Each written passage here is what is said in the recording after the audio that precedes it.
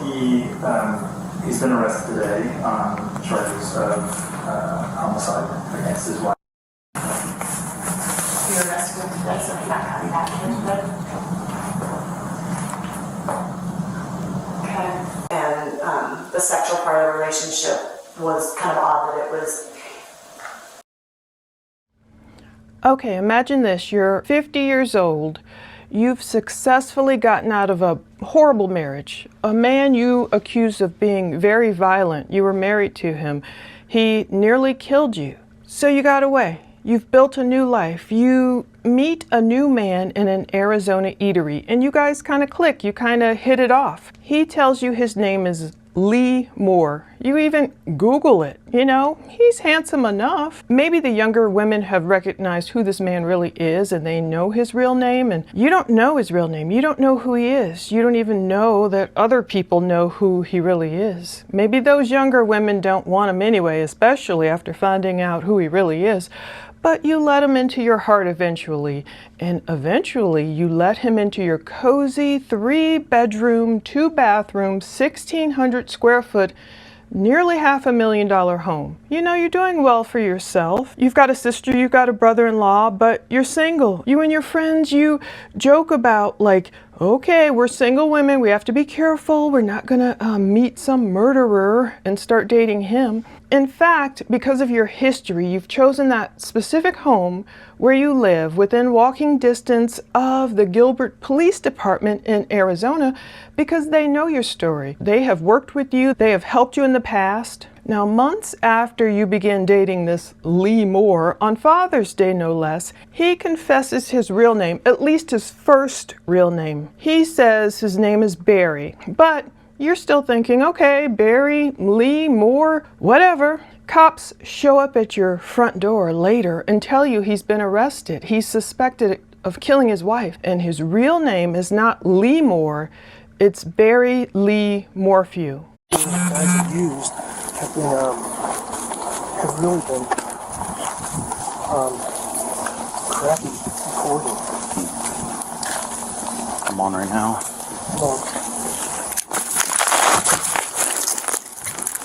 You want me to knock there? You guys want to knock? I'll let you know since you go for it.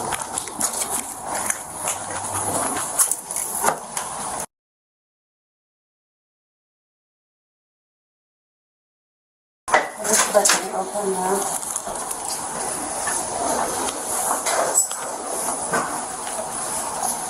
Oh my goodness, what? Well, I'm Detective. I'm the one that called you earlier. Okay, come on in. Oh, thanks.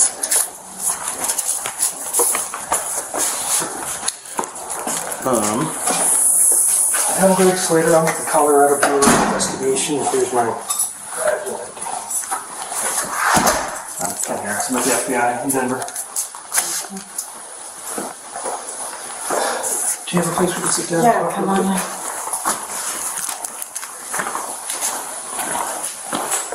Yeah, I'm just here kind of facilitating this. They can more explain everything. I'm with the state. I'm with the Department of Public Safety. Okay. And then just so you know that I wear a body-worn camera. Okay. That's part of our policy and procedures of our organization. Okay. We would like to at least audio record this and video record it. If you don't want to be video recorded, that's your option. I would prefer not to be video recorded. I don't want my face. I respect that. So what I'm going to do is, we're still going to audio record this.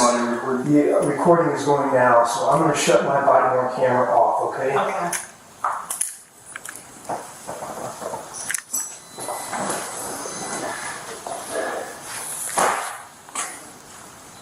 Okay. Alright, so I think the officer told you we're here. You know, we're here.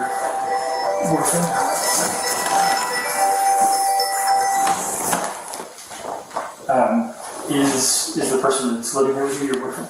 He is. What's his name? He goes.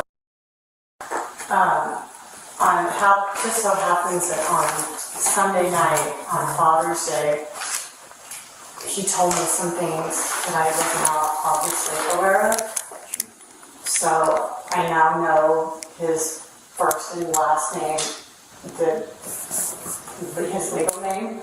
When he told me that his name was he didn't tell me his last name. And so the next morning I started looking more into it and then found more about it. But I wasn't aware of anything prior to just this past Sunday. I am a survivor of domestic violence. Sorry. I have that in my history. My ex-husband served 18 months in prison for domestic violence, and I have had my information redacted. So this whole situation with him, we don't really know. I don't know the ins and outs of it. I know what I read online, but I don't know. So let me say first, that when we come to the door, in general it's abrupt, and then when something like this is revealed, it's also abrupt, so I just want to say, recognize that. Sorry, so you found out that his real name was this past Sunday. On Sunday night.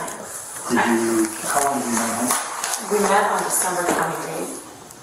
Of 2024? Correct. Okay, so about 6 months? Mm-hmm. Where did you meet him? At the Buffalo Ship in Cave Creek. Okay. And when you met him as, what did you say his name? Okay. Mm-hmm. When you found out his name was and you searched him, did you talk to him about what you found? He told me that his wife was abducted.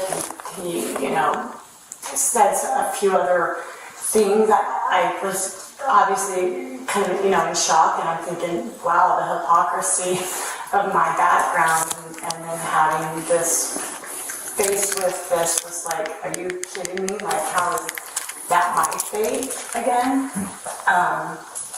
So I'm really nervous.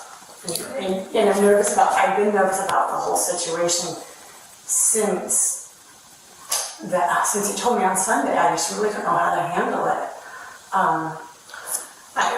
I spoke with his sister over the phone. He was trying to give me a little bit of reassurance about his story. I haven't asked a lot of questions.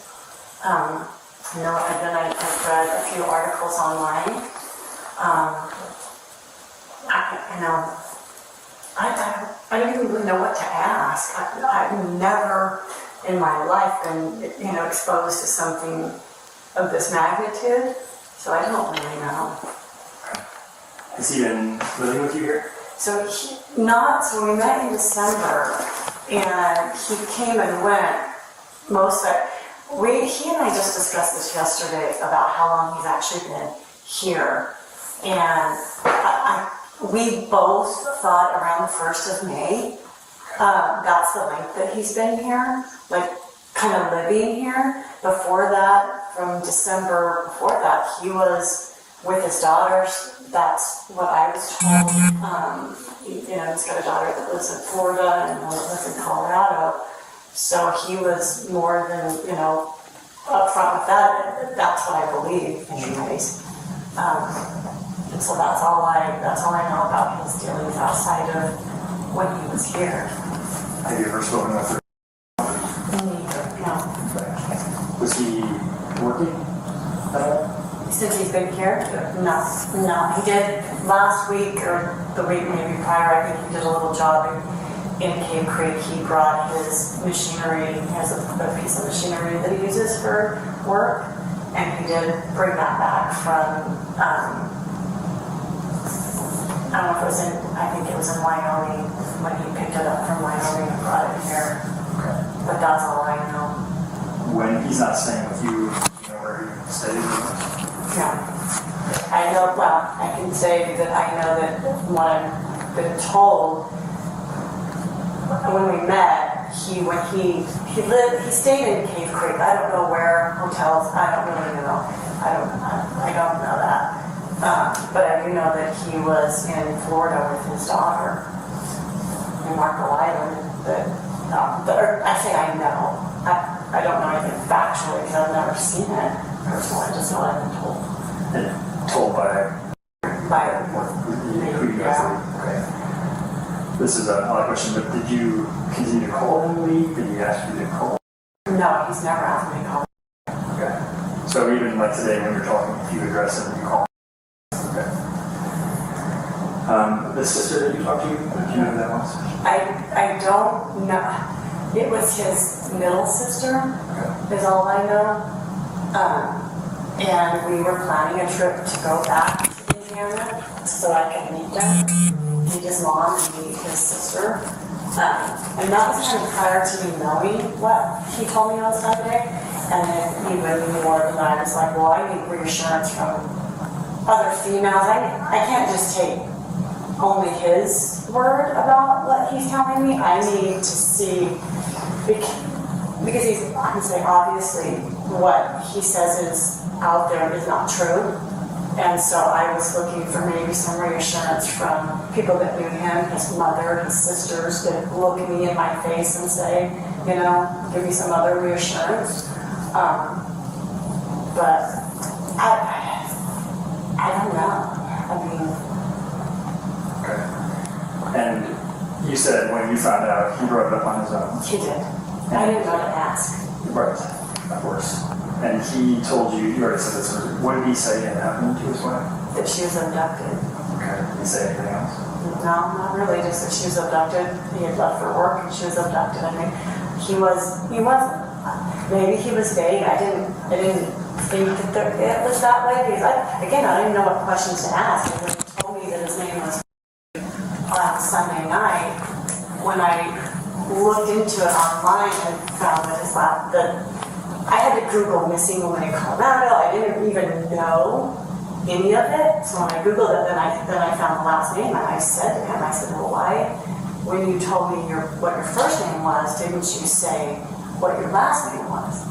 And he said, well, you didn't ask. And I said, well, I didn't know to ask. I mean, why would I assume that if you're revealing that your name wouldn't be more? I didn't ask.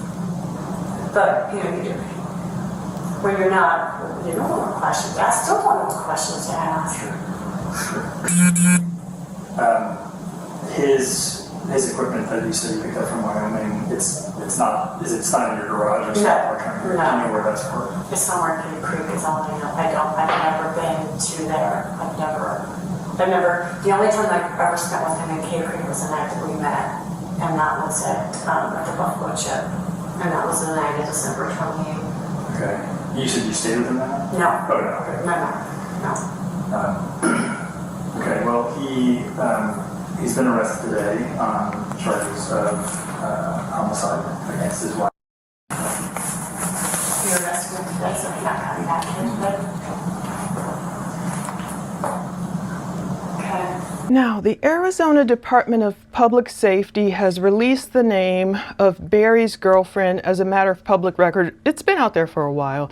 And they've given me exclusive photos as well, but I'm going to need to redact those even on Patreon because I am not giving up this lady's address. But thanks to Matt Black Inc., you guys might remember him. He's great at getting also good reports and this exclusive video interview with Barry's unsuspecting girlfriend. So please find his link below, go subscribe to him. He's great about getting the actual facts, actual records. You know, one of the few out there who really goes for actual evidence from police. So in order to see those 52 exclusive photos that I received from Arizona DPS, go over to Patreon. I will not bore you with how much it took to get this. But Arizona DPS told this woman on June 20th, 2025, we're not going to sit here and lie to you. We know your name is going to be known in the reporting system. There will be media about Barry's arrest. They warned her last year, saying her name would eventually come out. Truthfully, he manipulated you, they tell her. When he was arrested, we waited for him to leave your house. Now, like we've seen in the reports, Leah Pettyjohn is her name. But well before Leah met Barry, a woman named Suzanne Morphew had met, married, and even wanted to leave Barry Morphew. So let's start this timeline with her disappearance before we take a look and deep dive into this interview video, which has taken me nearly many hours to transcribe today. And we'll talk about what we see in these photos. We'll take a good look at them. May 10th, 2020, it started with the disappearance of Barry Morphew's wife, Suzanne. It was Mother's Day, of course, 2020. Her girls, both of their girls were away, on their way back eventually. But 49-year-old Suzanne Morphew was reported missing. Barry claims she took a bike ride. You know, she's off on a bike ride near their home in Salida or Maysville, Chaffee County, Colorado. But police found her bike down this steep ravine near the house, but there was no signs of like blood or a fall or a struggle or anything at the scene. So cops and the public began giving Barry the side eye. They suspected foul play. You guys know I've been on this case since that first week. I can't believe it's more than 6 years now, when Barry allegedly told a reporter, "It's too soon to speak out, you know, and make a plea for my wife." Eventually, May 17th, 2020, he would make a famous 26-second plea that went viral because people were really like, I don't know about this guy. Oh, Suzanne, if anyone is out there that can hear this, that has you, please, we'll do whatever it takes to bring you back. We love you, we miss you, your girls need you. No questions asked. However much they want, I will do whatever it takes to get you back. Honey, I love you, and I want you back so bad. Now let's jump to the next year, May 2021, Barry's first arrest. He was arrested May 2021. He was charged with first-degree murder, tampering with a physical document. You know, he was voting for Suzanne. He was attempting to influence a public servant. By April 2022, Barry's charges were dismissed, but without prejudice though. So mere days right before everyone was ready for Barry's big murder trial, it was set to begin. The 11th Judicial District prosecutors moved to dismiss all charges without prejudice, meaning the charges could be refiled later, thank the Lord. The prosecution cited these procedural issues in the search for Suzanne's body. They were still looking for her. They thought she was in a remote location somewhere covered in deep snow. DA Linda Stanley, she was later disbarred due to gross mismanagement and discovery violations. That's something that Barry's ex-girlfriend in this video will actually mention, but the cops aren't going to bite, really. Take a minute. Yeah. I can't recognize this as visual, I'm sorry.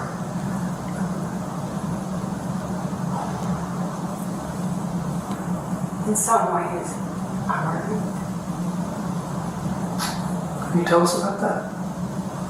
I didn't know how I was going to be able to explain to my family that maybe I was an idiot after having, I had my information redacted, I lived under a protected address for my ex-husband, I did a lot of things, in 2012, and then to find myself in this situation, then how do I explain to my daughter, or, my mother, that here I am in a relationship with a guy that's been accused of killing his wife when I ran from a guy that was trying to kill me. The hypocrisy of that, just to me, is just like mind-boggling. That when I met him in Cave Creek, that was completely by chance. There was he didn't pursue me. He didn't know anything about me, so I don't feel like I was prey to him, because it was very natural. It was a natural meeting. We communicated by phone. So I don't know.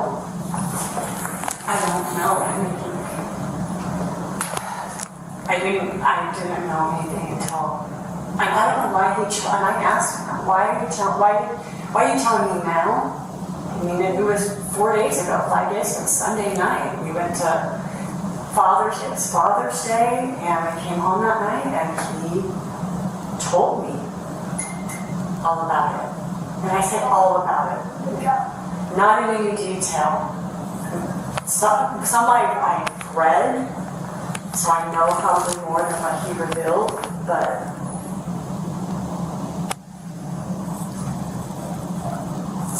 You're a human being. You gotta give yourself a break. You really do. I think I can honestly say between the three of us, you probably have over 100 years of law enforcement experience, and you can't blame yourself, and you shouldn't blame yourself. We were obviously aware of your prior domestic situation, and we're very cognizant of that. But you're still a human being. And you need to give yourself a break. You really do. It's clear from what you said he didn't tell you about any of it, so you wouldn't have. It sounds like you've been wrestling with it just since Sunday, and whatever you feel like you tell your mom or others. I mean, that's a true part of the story from what you're saying. You don't know until Sunday, but there's even information out there that could be different. I had no idea. I did, when you start dating someone, my friends are like, you need to, look into him, whatever, make sure he's not a murderer or whatever. Literally, those are conversations you have with a single one when you're out of the dating scene. And I did search more. It wasn't that I didn't search, but I didn't find anything. I didn't think anything about it.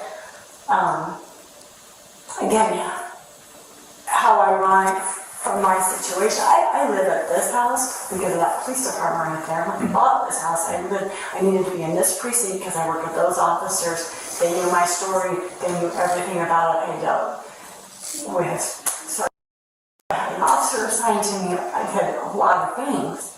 I even worked with, changed law to help domestic violence victims.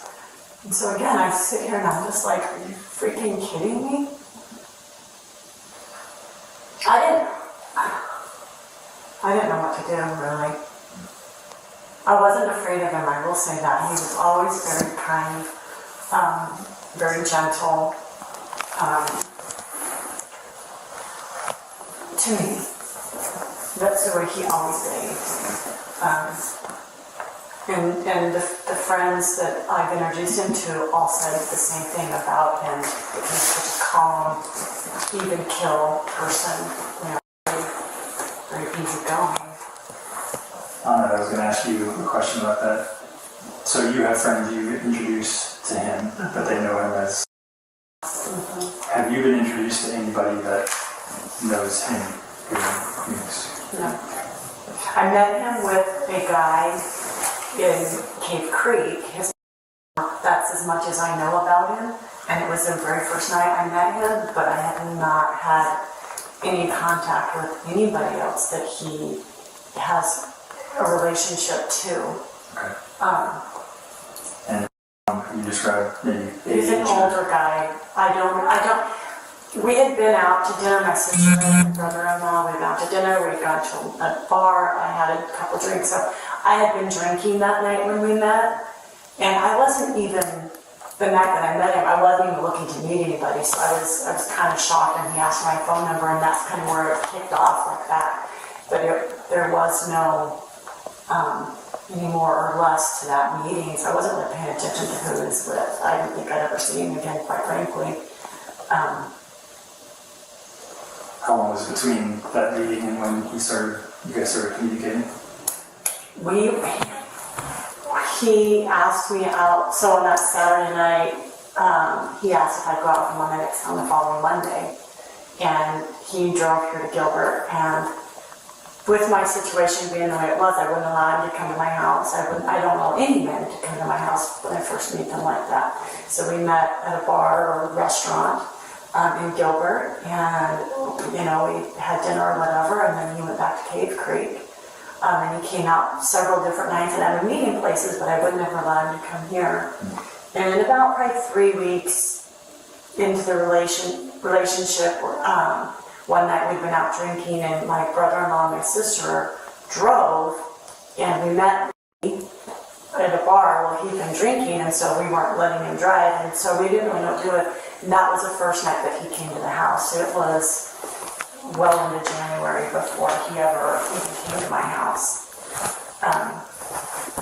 And then we were back and forth in terms of he would stay at a hotel, I believe, in Cave Creek or Scottsdale somewhere. I don't really know because I never went. I never been there.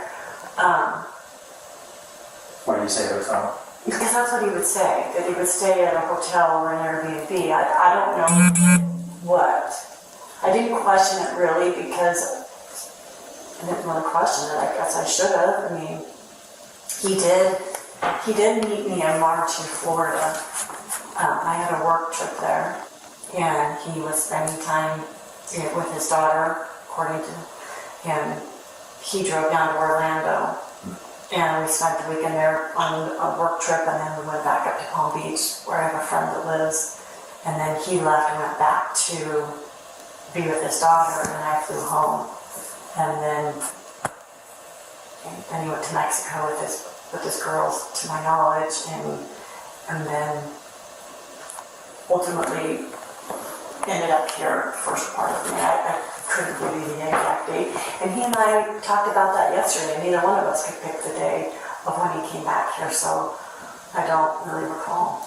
And I should make it clear, we are asking you questions just because we're trying to understand sort of what he told you. We're not asking questions because we're suspicious of what you should have asked him. Just, right. I recognize it can feel that way. We're just curious what he has told you and kind of what your experience has been with him. Yeah. Are you asking me?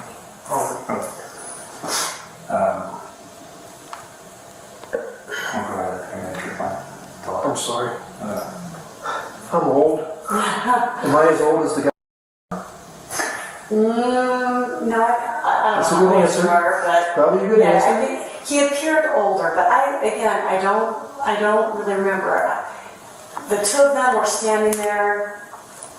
You come into the Buffalo Chip, and there's a lot going on, and I walked in and surveyed the space. According to my brother-in-law, I approached them, but they were looking at me, and it just kind of was this natural meeting of like, they were accepted, and I was looking around, and it just kind of happened that way. So you were there to meet your brother-in-law and sister? No, I was with my brother-in-law Oh, okay. and my sister. We had gone to dinner at Dominic's. We always do a New Year's Eve dinner, and we had messed around and not gotten reservations for New Year's Eve, so we went early. And New Year's Eve was on a weekday, and so we went to Dominic's and had dinner, and then we went up to a different bar. And my youngest daughter, who lives here now, said, "Hey Mom, we're going to Buffalo Chip. You guys should come out there." And that was myself, my sister, and my brother-in-law. So we drove out there, and that was exactly how that happened. What is his phone number, his cell phone number? There's two different numbers. Would you mind giving those to me, please?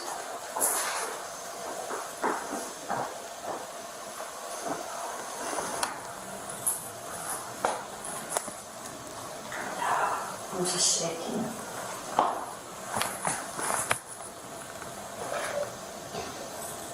He said that he had two phones because he had a work phone and his main phone. I kind of thought that was a little bit odd that he had two phones, but I thought, I have people that I work with that have a work phone and a personal cell phone, but he didn't have a job. So I didn't really understand all of that, really. The main number that we text on is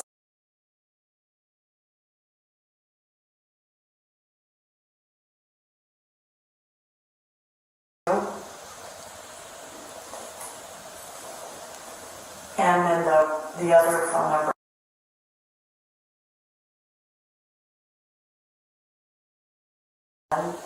And what is your cell phone number?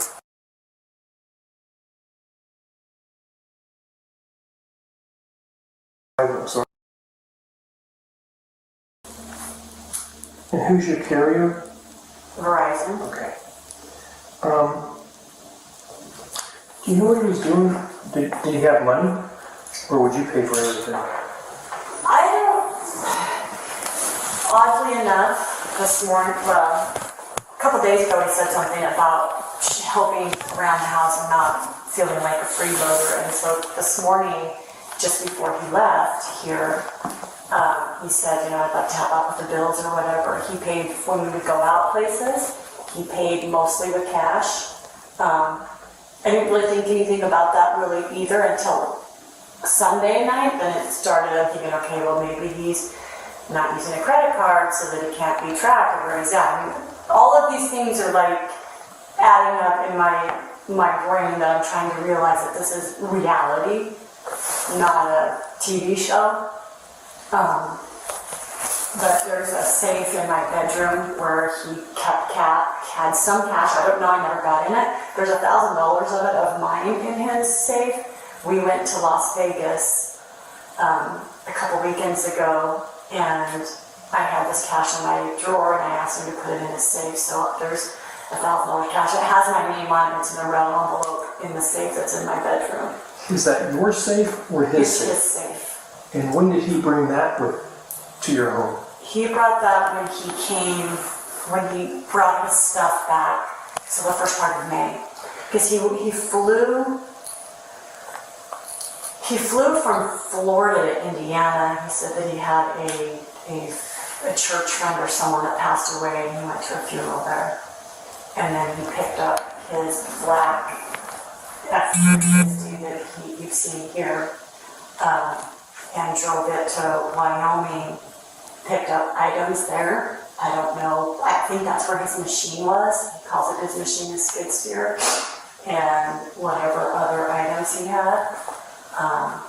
Like he brought a bunch of furs here, like there's some like taxidermy furs and stuff, that kind of stuff. And he brought that here when he came, and that safe was there. Do you have the combination of the I safe? do not. So you can't even get in there if you wanted. Correct. Have you ever seen what's inside that safe? No. Are you aware of any weapons that he has?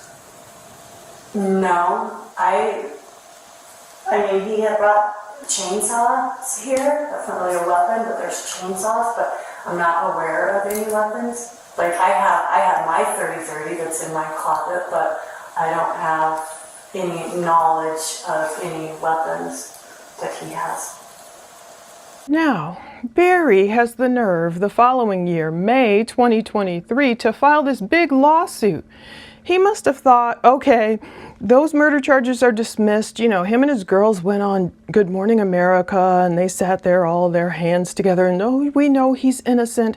Barry must have thought he fooled more people again. You know, after all, that's why I made the thumbnail like Barry fools women.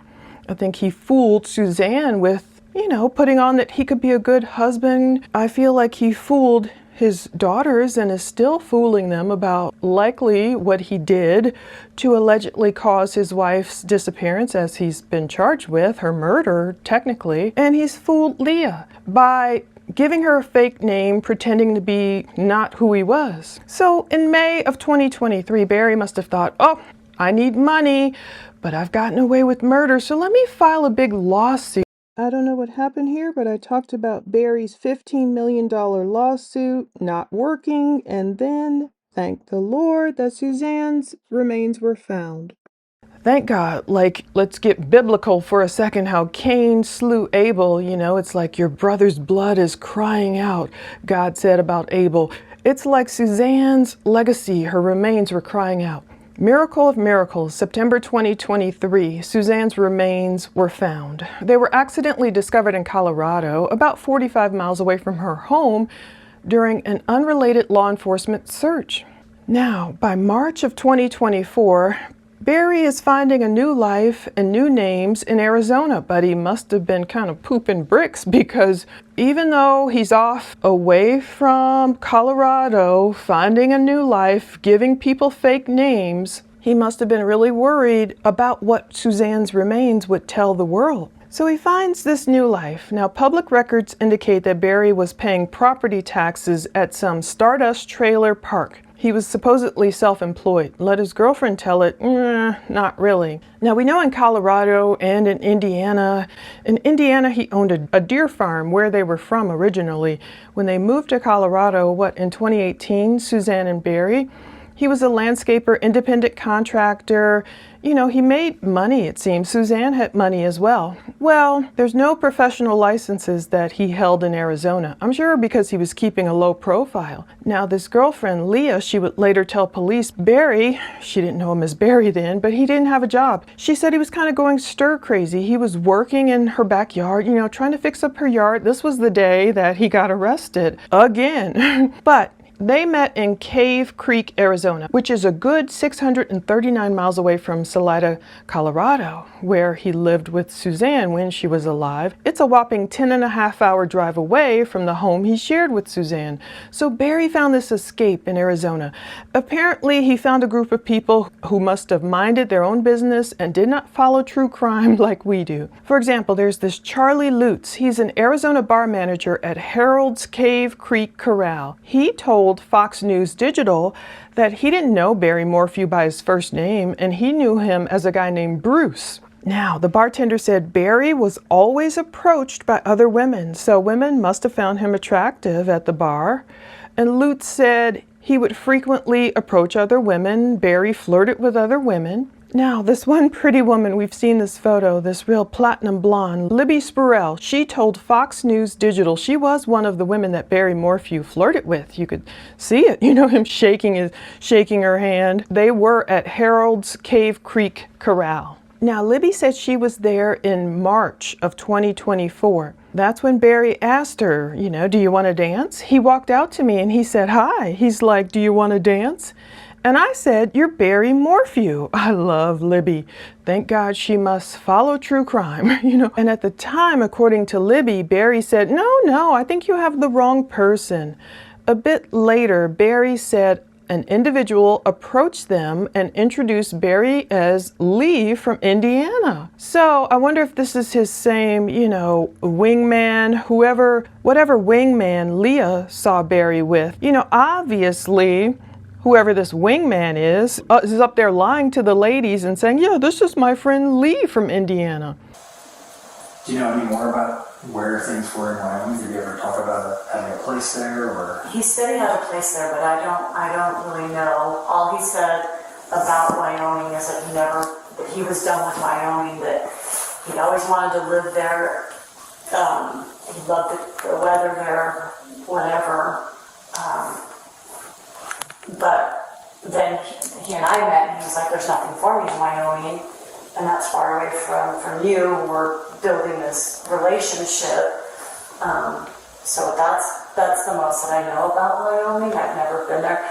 He used Jackson Hole. We tell people it was Jackson Hole, but he did say to me that he can't afford to live in Jackson Hole, so we lived in some town outside of there. I don't know the name of the town. I wasn't keeping score or record. I didn't have any reason to at that time until Sunday is when I've been.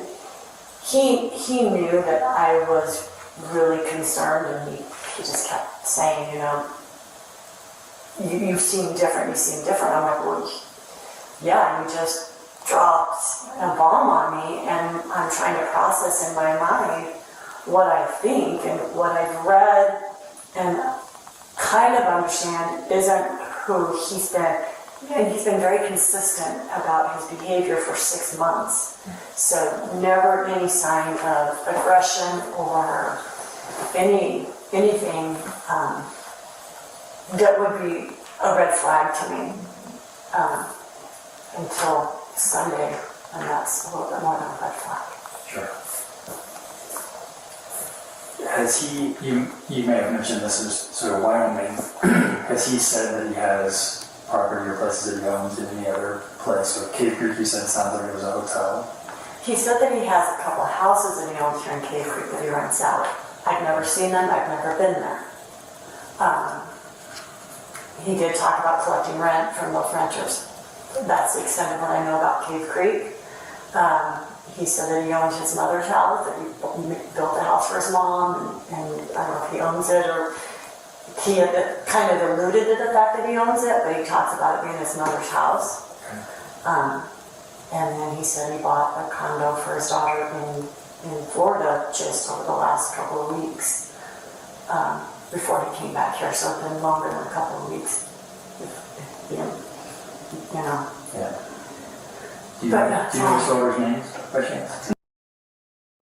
Which daughter is living in Florida? And you've not spoken with her about that? No. He didn't tell them about dating me for a while, and then he said that he did. His sister says that she's known about me for a long time, and she confirmed that via the phone call we just had. wasn't last night, it's the night before, where I was just, it's been like this continual, like a little bit heavier of a weight, a little bit heavier of a weight, a little bit heavier. I'm trying to figure out what I've got myself into. And so I know that his sister has known about me and his daughters. I've overheard him talk on the phone to them and say my name, or whatever, but I've not met them in person. And he said to me multiple times, and even just recently, when the time's right, we'll be with my daughters. So that's the extent of that.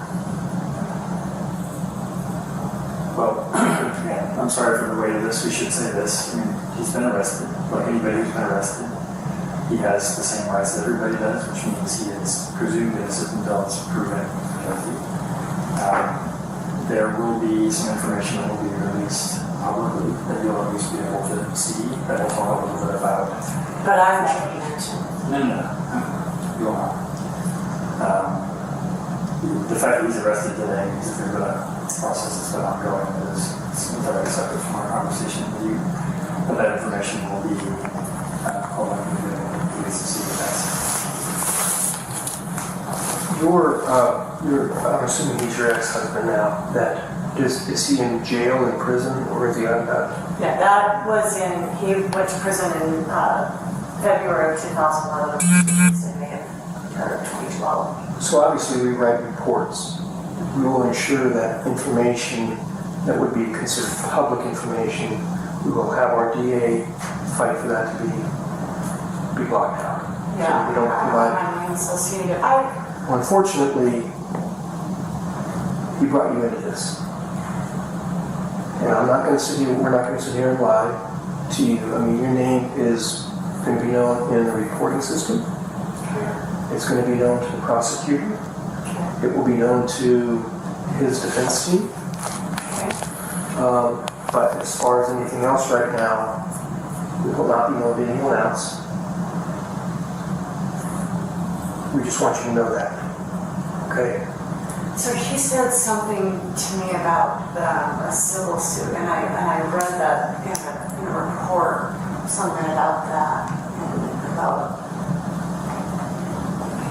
the prosecutor being disbarred, and there's a lot of different things. So, like, I don't know how much you can share, but I mean,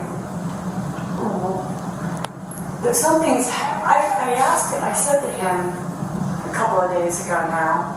He could see the concern on my face, and I said, "Well, I'm mostly concerned about you being arrested because of what I've read. They didn't. You weren't found innocent, and they dismissed the charges without prejudice, so they can rearrest you." And he said, "Well, they'd have to make up more stuff." This is his response. They'd have to make up more stuff about me that's not true to make any charges stick. So I just don't want to be involved in something like this at all. I can assure you that we all respect that. We do.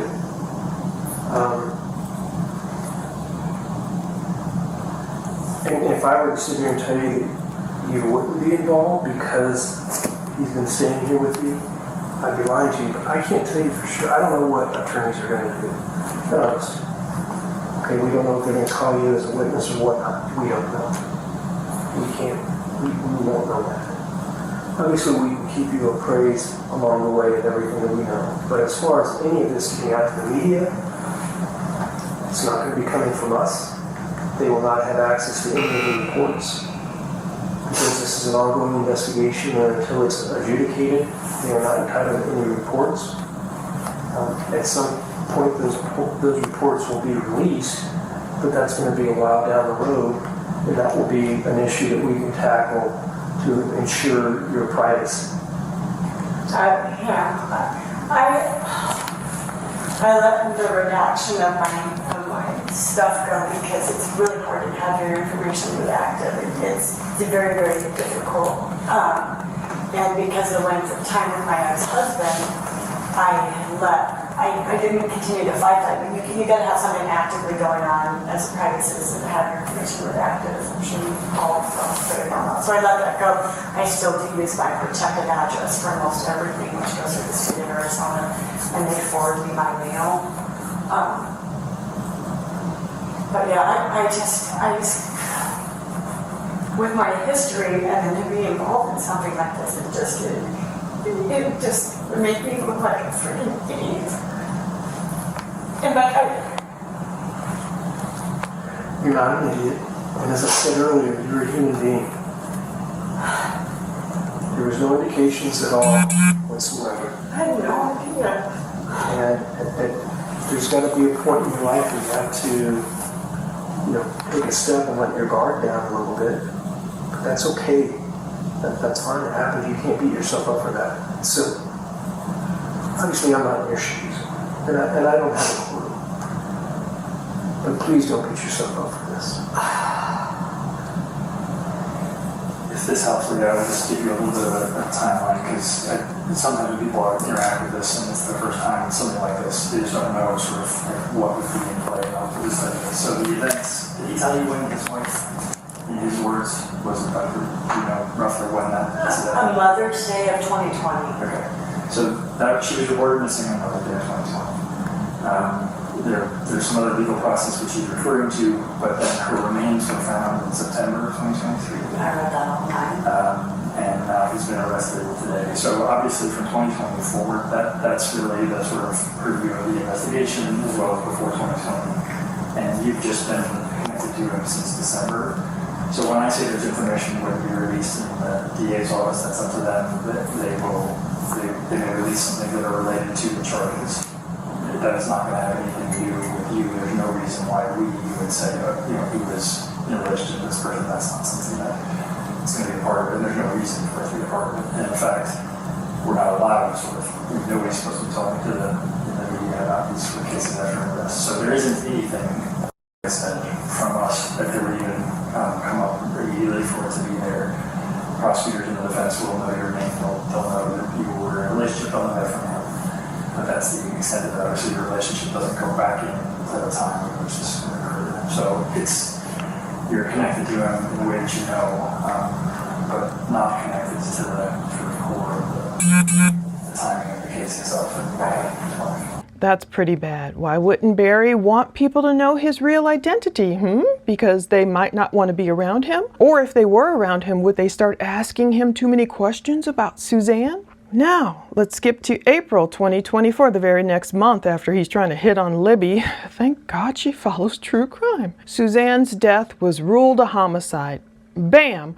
The coroner ruled her death a homicide. Bam was the chemical, found in her remains. And it's oddly interesting that Barry was one of the only people in Colorado, the only private citizens, known to use such a chemical.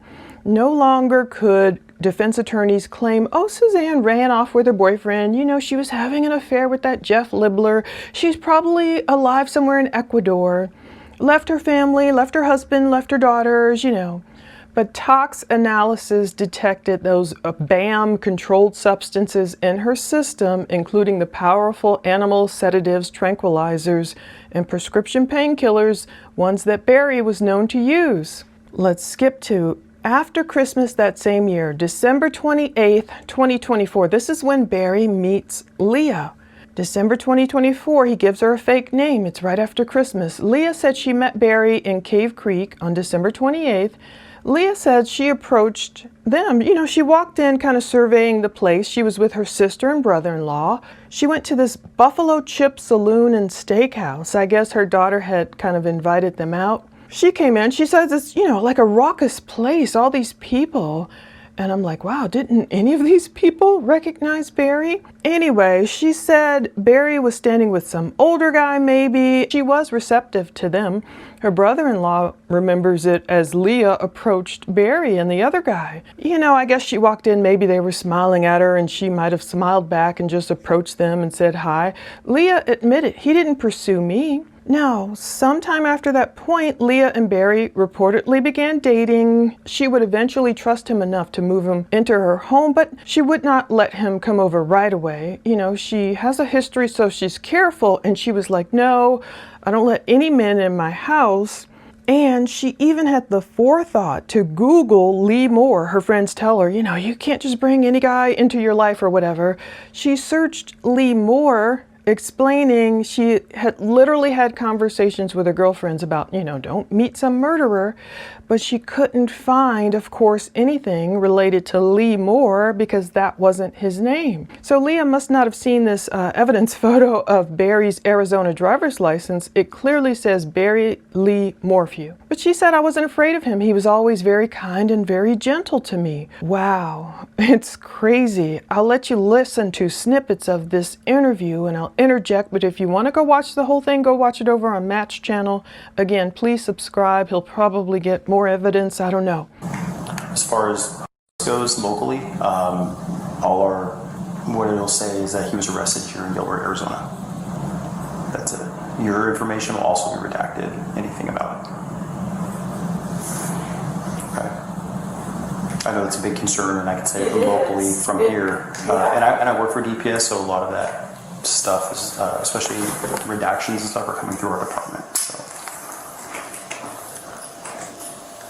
What do I do with his stuff? Like, I mean, what do I do?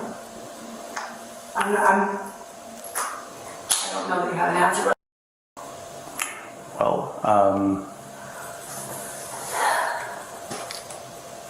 he's going to get extradited out of state. He's going to be held here for a little bit and then moved. His truck was towed, so you don't have to worry about that as far as his stuff. Was he arrested at the gym? Or where was he going to right now? he was going to Pioneer to look at gravel. He's been working in my backyard, Okay. kind of pass the time. He was bored. I mean, he didn't have a job. You know, he was going kind of stir crazy in that regard. But even for me, without any of the story, I get bored on Saturdays when there's nothing going on and I'm not working. I work, you know, Monday through Friday, so I can understand not having something to occupy your time and make you bored.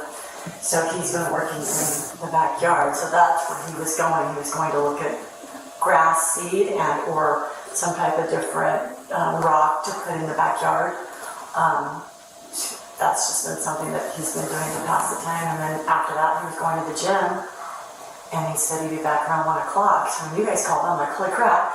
I didn't automatically assume he'd been arrested. I didn't know exactly what was going on, but I was afraid that he was coming back and was going to find you guys here. That then concerned me. And I apologize for not explaining that. I was the one that called you, so. I mean, again, he's never been anything but kind, so I wasn't that I was afraid of him, but I don't know what happens to a caged animal, you know, at that point, then I don't know. Where all does he have his belongings here? He has, I mean, those are his boots. He has some, like lawn equipment, really. A couple chainsaws. He was going to help. We were going to go up to my parents on the 4th of July, and he was going to help, you know, prune some trees up there. And he has clothes in the bedroom. And then that safe, but that's the extent of it. There's no, I mean, and those furs, like that, you know, he brought those back, and there's a whole bunch of different animal furs and that kind of stuff, which he said that he was a trapper and, you know, and hunted in Indiana, and I was raised in the States, so that's not odd for me really either, that people hunt. I mean, Do you have any belongings in his truck? no. Okay. Not to my knowledge. I mean, I have no. Did he ever tell you know, he doesn't have a job, but he always seems to have money? Is that correct, or am I putting words in your mouth? No, he always had money. Did he ever say where, or did you ever ask him, where does this money come from?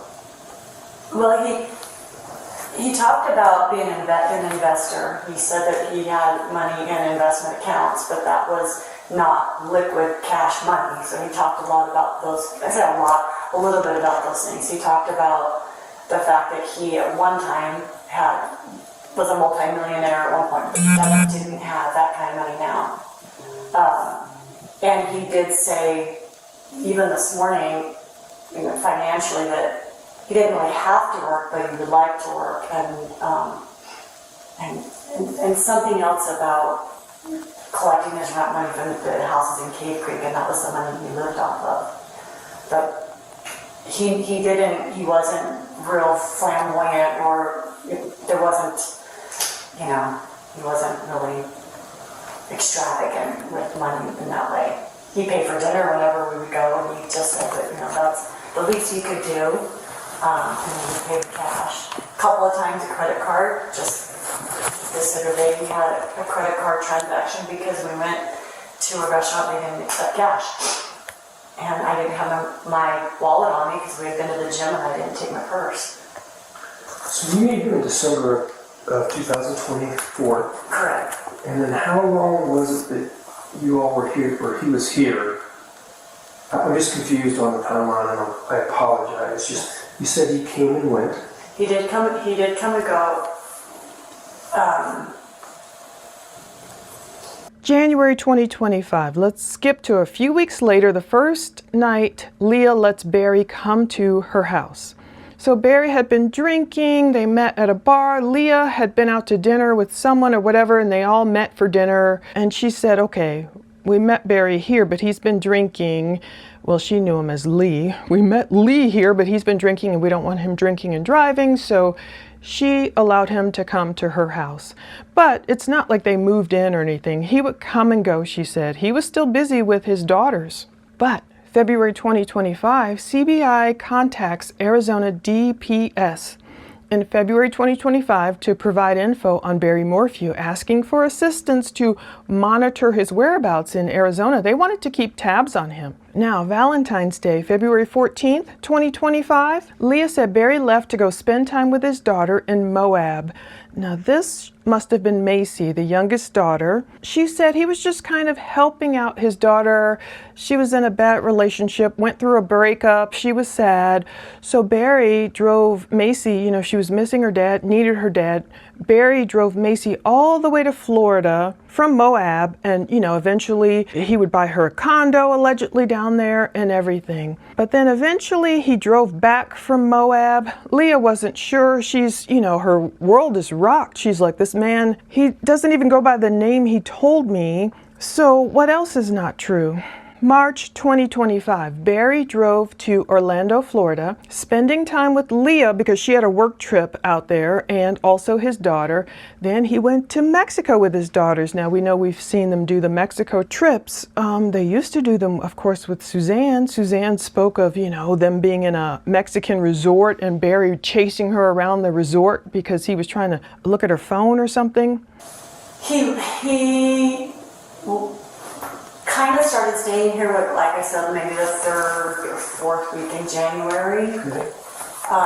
And that would just be like overnight, and then he would go away for a couple of days because, we were in a new relationship, we shouldn't live together, and the sexual part of the relationship was kind of odd that it was, he didn't want it, but he was trying to be respectful of that being so soon, or that's what he said. So he would come and go, and then in February, he left, like February 14th, and I know that because that was Valentine's Day, and he left and went to go be with his youngest daughter.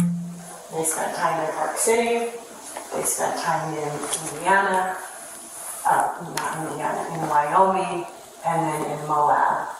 And his description of that was just that she was, had gotten out of a bad relationship, and she was sad and needed her dad around, and so he was just kind of helping her and holding her hand, and then ultimately they drove from Moab to Florida. And then how long was he gone from Valentine's Day until he came back here? Do you know? I don't know, because there was an intermittent trip when he went, when he was in Moab, that he came here and drove here for a couple of days, and then went back to Moab. Was his daughter with him? No, his daughter was still in Moab. Okay. And he came here for a couple of days, and then he drove back to Moab. again, I don't know how factual any of that is. That's just what I was told and what I believe to be the truth of what he was doing. So after February 14th, on Valentine's Day, did you get any gifts from him or any card? I got a card. Okay. Do you still have the card? It's in, well, the envelope my money is in the safe. It is in that envelope, but the only reason it's in that envelope is when I had that cash, he said, put it in the envelope so we know what's yours and what's mine.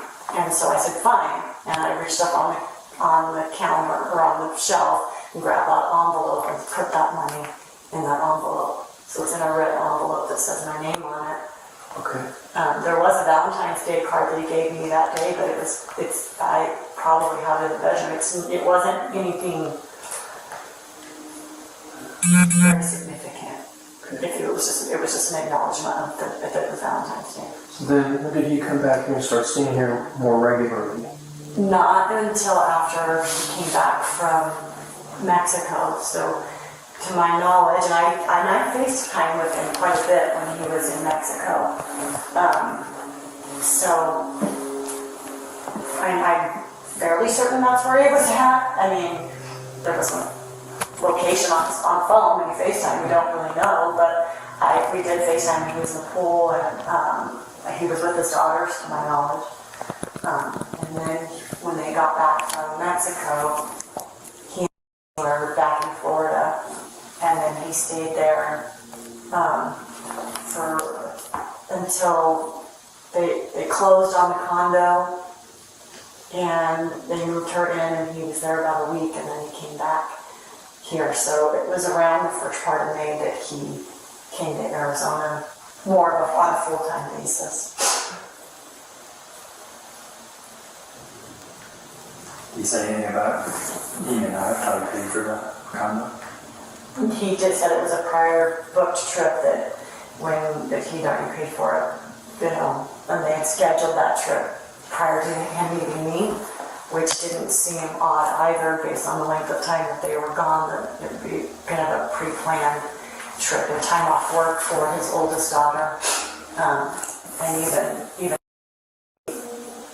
we talked about that, about her getting a job there, and about that trip, and that she told her new employers that she had that pre-planned trip and that she would be taking that for the family. Was that a trip to Mexico? Mm-hmm. What about the condo? You said he bought a condo? I don't know. I know it's on Marco Island, or that's where he said. I don't have it. I've never been there. I don't know any more or less of that. Okay. May 1st, 2025. By then, Barry moves in with Leah. He was done, helping his daughters. Barry moves into Leah's home around the 1st of May 2025, more on a full-time basis. He closed on this condo in Marco Island, Florida for his daughter, and cops had a lot of questions for Leah about, where's he getting this money? Supposedly, he's not working, but he always had cash, and he wasn't really getting any job in Arizona. He was kind of bored, Leah said, going a little stir-crazy. Maybe he got a job here and there, but obviously, Barry was not into using his credit card or debit card that much. He didn't want people to know who he really was. Obviously, he was hiding. But Leah did admit Barry paid for a lot of stuff. He'd pay cash, but he would pay for our dinner. We went to Vegas. They traveled. They did stuff. But the feds, a lot of people are still watching Barry. June 2025, Barry is being watched. The hunter becomes the hunted. Now, CBI contacted Arizona DPS again to track Barry's whereabouts, in Arizona. They were preparing to arrest him. So he was living in Arizona under this fake name, Lee Moore, or maybe he told some people his name was Bruce. Who knows how many aliases he went by. Now, what's odd is, even though he moves in the beginning of May with Leah, by the very next month, he's kind of making a confession about his real name. Maybe that's his MO with fooling people. Acting really sweet, really calm, really even-keeled. He had even met some of Leah's family. He had met her friends. I'm like, what? None of these people recognized him as Barry Morphew?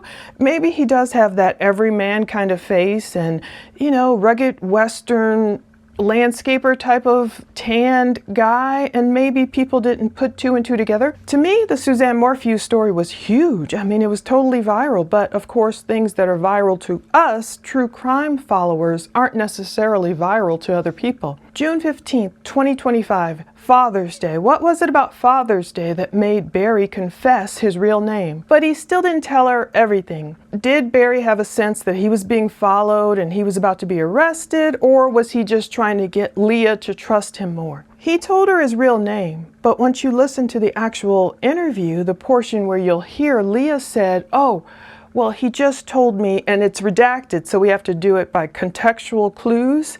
He just told her his real name was Barry, but he didn't tell her his last name was Morphew.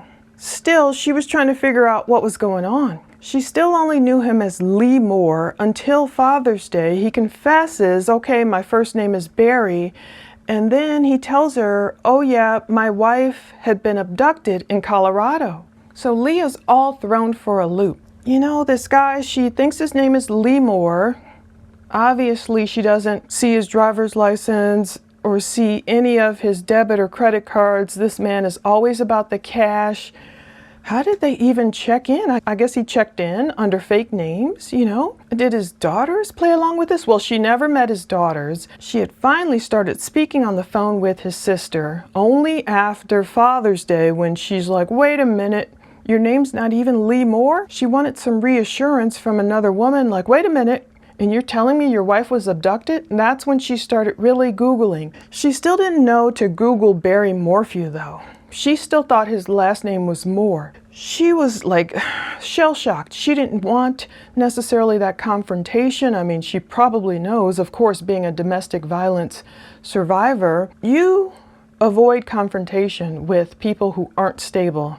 She wasn't afraid of him, though, because over the 6 months, he had never, done anything untoward toward her or went off or anything that she knew about. But she had to literally Google missing woman in Colorado to figure out his name was actually Barry Lee Morphew, and the entire circumstances around everything, and try and compare that with what Barry was telling her. Well, by June 18th, 2025, Barry was indicted. A 12th Judicial District grand jury returned an indictment charging Barry with first-degree murder. And that's when a warrant was issued for his arrest. It included a $3 million bond, nationwide extradition back to Colorado. So, finally, June 20th, 2025, Barry was arrested again for the murder of Suzanne. This time we pray the charges will stick. We'll see what a jury says. We have to wait until next year, until his trial, though. So Barry was arrested by law enforcement on June 20th, 2025. This is the day that we will see Leah's interview. They initiated a traffic stop, police did, at Gilbert Road and Civic Center Drive in Gilbert, and police took him in about a half a mile away from Leah's home. Now, they did this on purpose. They said, okay, they break the news to her, Barry's been arrested. According to the responses I get, there's no body cam potentially of Barry's arrest, but I don't know if I trust that. I can't even tell you, over the moon and back and around the bend and through the forest trying to get evidence for this particular event. But cops are telling Leah he's been arrested, and she sounds a little shocked. Of course, we won't see, she's blurred and everything, but she sounds shocked. He was just running out to go get some grass seed or whatever and work on the backyard because he was bored. But no, he's been arrested. She wants to know, he's not coming back here, right? No. But investigators start finding evidence. They're asking Leah, what did he have in this house? He did bring this mysterious locked safe with him. We can take a gander as I'm talking about all this evidence they found. AR-15 style rifles, silencer, memory cards, personal documents. Indeed, we do see, I saw the title for Suzanne's Land Rover. Cash, maybe $1,000 or $2,000 in there. Leah did say $1,000 was hers. She didn't even have a combination to that safe, but she talked about she went to Vegas with Barry and she had $1,000 cash, and I think she even asked him, can I put it in the safe or what have you, I guess for safekeeping. Leah said Barry always had money.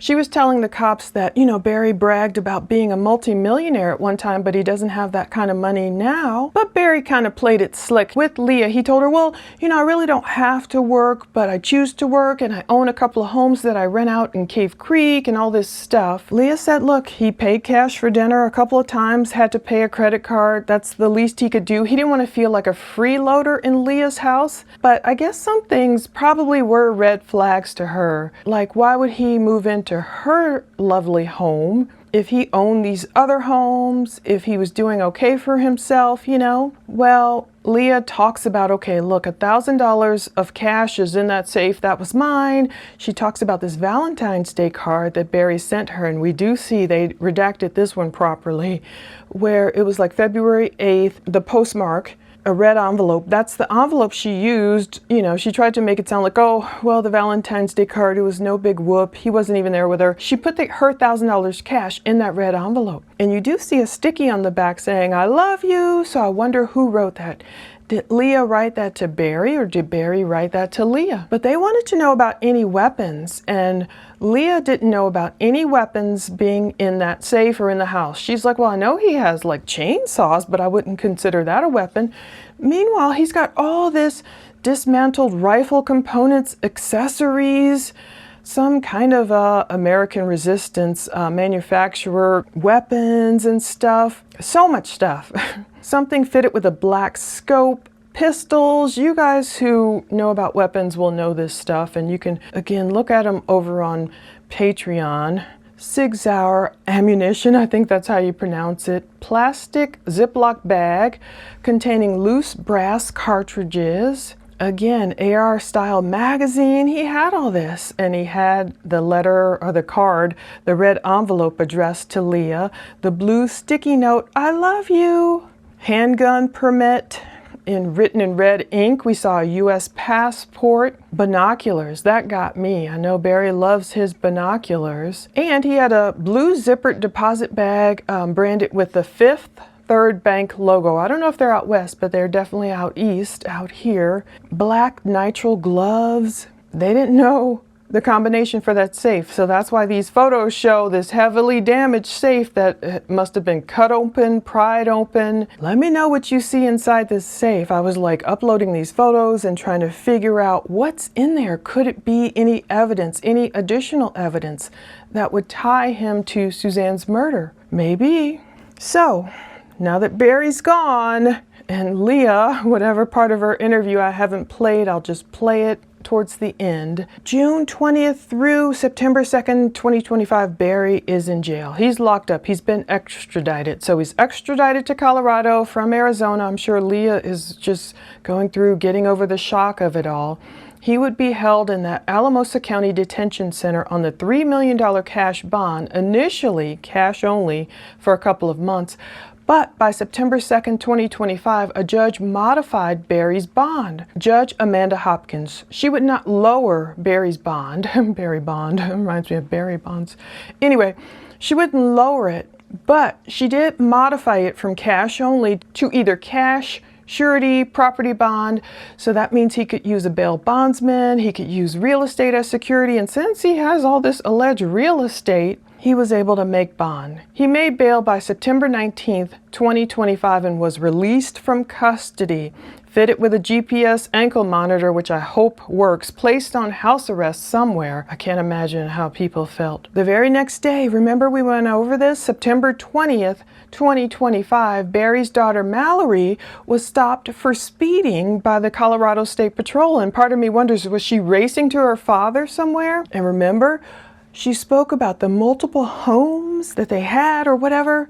So it seems like the Morphews are using real estate. Even Leah talks about, Barry claimed he owned or built his mom's home and, homes. But I'm sure he didn't tell her Suzanne Morphew inherited $500,000 from her grandma, or it was passed down from her mom or whomever. All that money, I'm sure a lot of it went into their Salida home. So any of this real estate money that Barry might still have or might have used towards bail or whatever, I'm sure part of it was Suzanne's money. Like I say, God doesn't like ugly. January 2026, Barry finally enters his plea. Of course, he says he's not guilty, but a Colorado district judge has postponed his trial to sometime next year because there's extensive evidence. I'm sure there is. As of this recording, Barry's trial is scheduled to take place from July 19th, a whole year from now, through August 27th, 2027. That's if it's not delayed anymore. Well, in the meantime, I hope Leah is really healing well, and I hope we get to watch Barry's trial. You know, all that brouhaha about YouTubers streaming it, which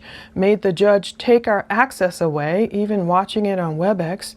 We'll see. But Leah, a billion times the cop says don't beat yourself up. I mean, I'm sure some people will have their judgments or whatever, and her name is out there. Again, I'm going to redact her location, but it is ironic, and she felt like, oh my goodness, I am fighting against domestic violence and everything. You know, but she knows herself that people who practice domestic violence, they can manipulate people. She has survived. And maybe now this is just a learning lesson for, again, all of us. I hope Leah can look at it in a way that, thank God she survived Barry. Just know it's not her fault. For example, when someone gets scammed, the victim always feels bad. Like, oh, I should have known better. I should have known this. It's not the victim's fault for being scammed. It's the scammer's fault for scamming them, for having evil intentions. Many of us, we don't have evil intentions, and we might just try and take a person at face value, and they might act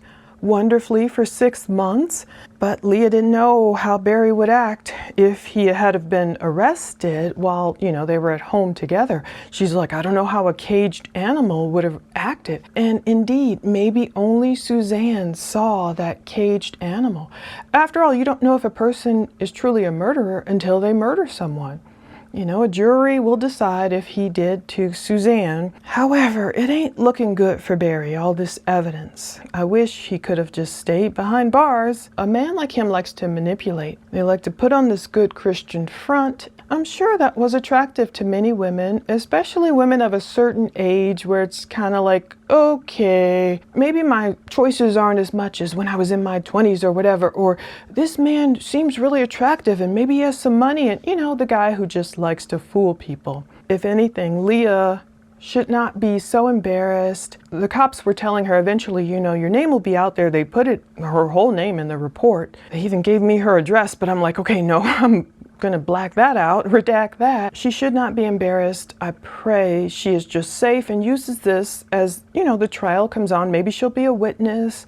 Even though she says, of course, she doesn't know anything about what happened in 2020. Of course, she can be a witness to his manipulation, his lies. Maybe since then she might remember all bunches of things. She even seemed conflicted, even though she said, okay, there were red flags there with Barry, especially once he finally confessed his real name. She seemed conflicted, almost like, wait, he told me his wife was abducted. By now, if she's caught up on all the evidence that you and I know, maybe she really feels like she dodged a bullet. And she can use that instead of, being embarrassed. She has her protection. She speaks about what she has at home. She's near a police department. She is protected. God help her, so nobody, go after this lady. When she goes to trial, or if she, of course, comes out in the news now that this evidence is being released, I hope she can use it to further her domestic violence platform in saying, well, maybe some people are more overt with their violence. Maybe some people are more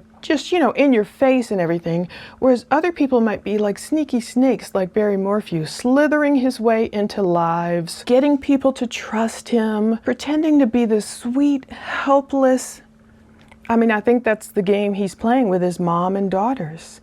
Can you imagine if they really, truly believe their dad had absolutely nothing to do with their mom's disappearance or death? That he's totally been railroaded, whatever he's telling people.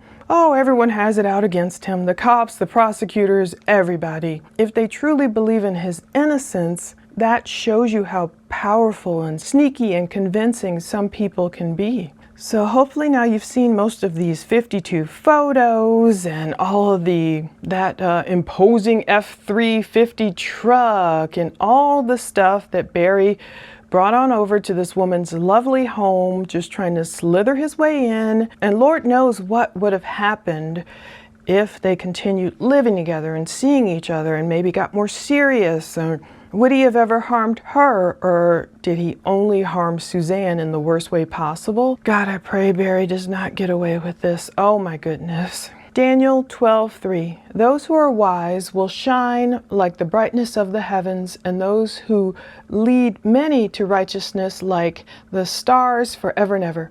Thank you so much for watching this. Again, look for Matt's link below, and he's big on X. He'll do a lot, but I love people who go for it and get the actual evidence. We'll see what happens with this trial. Boy, this has been a long one. It'll be 7 years coming, since Suzanne disappeared. Yes, 1,000 years is like a day to the Lord, so we have to be patient, and hopefully justice will prevail for Suzanne Morphew. Thanks for watching. Well, you may have interacted with people like this before, but one thing that we should offer is, in a case like this, obviously we've got victims advocates that are from different departments, and obviously that often relates to sort of immediate family members, but you have obviously been affected by this. If it's something that you would like us to try to put you in contact with at all, just to talk through, we can do that. I don't know if you may be able to find somebody either. I have a really good friend through my past experience. I worked with a domestic violence advocate at that time. So I have access to a domestic violence advocate. But I'm so embarrassed. But I don't want anybody to know. I thought about reaching out, like, who do I talk to this week, but I'm so embarrassed I don't want to reach out. But, how do I tell people? And I started to tell him today, actually, because he said a couple of times, if I couldn't handle it, what was going on, and that he would gladly walk away, that he wouldn't let me do anything. But I started to tell him today, how do I tell my family? Even if he was innocent or whatever, that I'm involved with somebody that's been accused of that at all. So Well, if you were being asked by an individual in your similar situation, if the role were reversed, what would you tell them? I would tell him to get out. Okay, you do, but as far as, what would you tell them about getting help, or who to talk to, or how to say it, or who to tell? I don't even know. We have, if you need resources, you can call us and we can help find some. But you have to do that. Yeah. I don't think any of us are just going to willingly call somebody and say, hey, give me a call. Yeah. It has to do with for. No, and I think you're saying, often it's easier for us to have compassion on people outside of a situation that would be like this. So if you knew somebody that was in your shoes and they said, I feel really stupid, I feel terrible, I feel embarrassed, you would probably be able to see for them, that makes complete sense. Here's the things that are the voices that would say, you don't have reason to be embarrassed. And so, again, we're not in your shoes. I don't know what it feels like, but it's clear you didn't know. And so, you found out in December, you bypassed these things, that regardless of whether this is true or not, I'm going to be in a relationship. You didn't know. I did not know. I didn't. It's great. You don't know to ask. Yes. I mean, like I said before, when I was told my friend I was dating a guy, that was something he would say kind of in jest, and I'll talk to you later. literally, I guess. I just been trying to figure out the last several days how to handle it and how to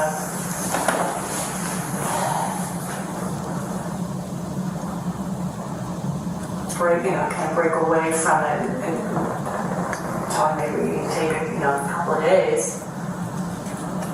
I don't know.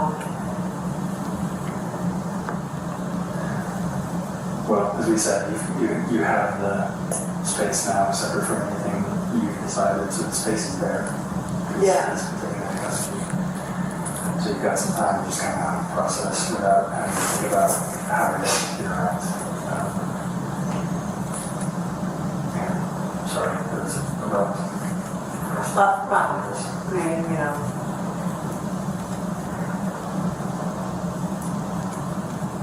I don't know if it's abrupt or not. It's just maybe a godsend for me that it's not a longer period of time for me. That, I've only known him 5.5 months, almost 6 months. We have nothing intermingled. There's no intermingling of any of our life, really, So it's easier to break away, but I don't. My biggest concern. I don't want to be part of any media. I don't want to be part of anything. I don't have anything to offer in terms of what did or did not happen. I obviously didn't know him. I didn't know her. I've not met anybody in his family. I just don't want to. Here's the thing. Today's not the day to worry about that. Right? Today's not the day to worry about that. Down the road, we can address that later, but today, just know that from now and for some time, who you are stays anonymous. Okay. It's not known to anybody but law enforcement and whomever chooses as his defense team. That's it. Does he have a lawyer right now? In that civil case that he said, I don't know if you can say or not say. I mean, that's a separate process, so we don't know anything about who is going to represent him in this matter. One thing I would say for you just to sort of think about for yourself is you obviously have some friends that there will be media about the arrest, and it's possible that your friends are going to see the media and then put together a person that's pictures who they was he, and so that's just I know. That's one sphere for you that's not going to say anything about you, but it's someplace that people that you know who've met him are probably be wondering if this is who they met this week. So that's just the one maybe immediate threshold for you to think about, and then it's probably going to come about just because there will be some media about this. Might be the fact that we have about Truthfully, he manipulated you, and you didn't know anything about anything. So when he was arrested, we waited for him to leave your house for that reason. So that way nothing was happening here. I appreciate that.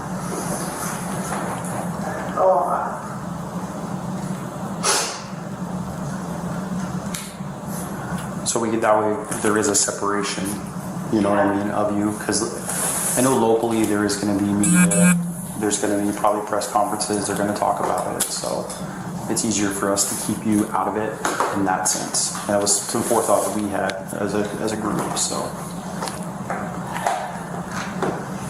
Okay. What questions might you have of us right now? I don't know. If we have other questions later, may we call you? I know I'll give this your card, and I know I'll give you his card. We will say, and sometimes people say this, no doubt, if you've got a question, even if it's just something that everyone can call, this is nothing to do so. I understand if you call and we will pick up right away, we'll leave you a message. We'll call you back. Okay, this isn't a one and done thing. Yeah, I wish it was kind of a one and done. No, I guess so. I mean, You know what I mean? Like for me, I'm like,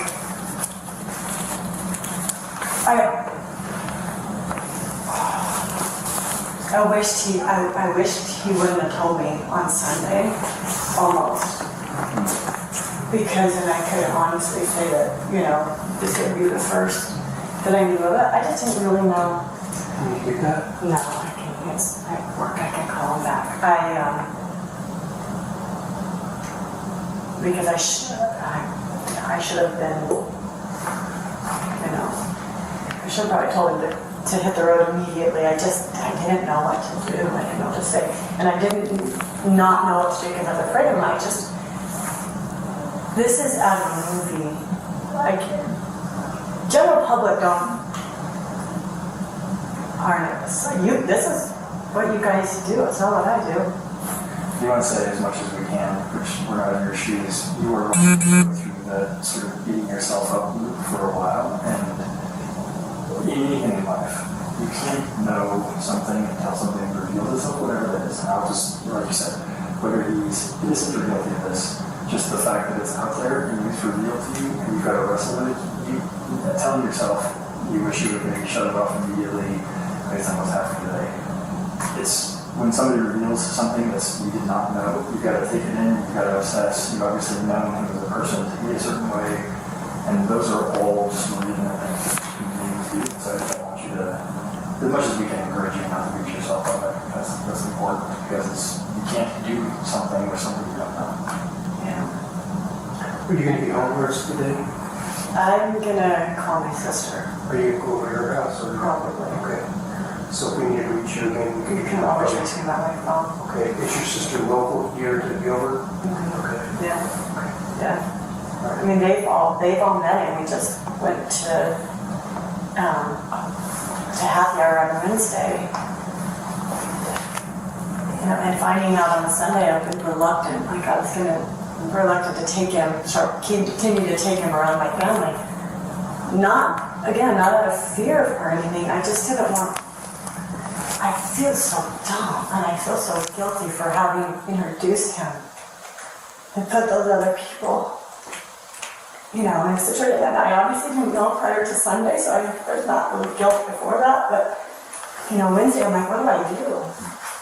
Do we still go? Do I still act normal? Like, what do I do? Like, I didn't know what to do. I don't think there's a playbook or a book that you can read that's going to tell you what to do and not to do. Because if there were, everybody would read it. So you can't, again, please don't try to beat yourself up. Yeah. Yeah, it's a very difficult position when somebody, people could have things worth less than this if they choose not to tell somebody who they're in a relationship with, and they eventually tell somebody significant, whatever it is, and that person has to, wrestle with that, when you've got plans laid and other things. It just really complicates things, and ultimately, again, whether he has done this or not, that is a complicated circumstance for you that he chose not to tell. It's not your fault. I would imagine your sister and others will, be those kinds of voices for you too. Yeah. Oh. I am sorry for coming through the door and telling you this stuff.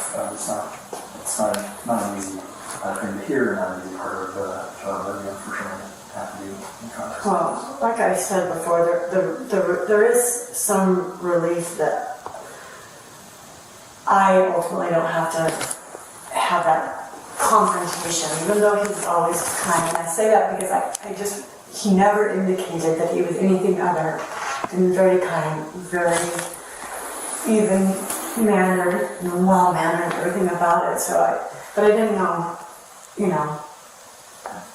I didn't know how I was going to navigate through the whole thing.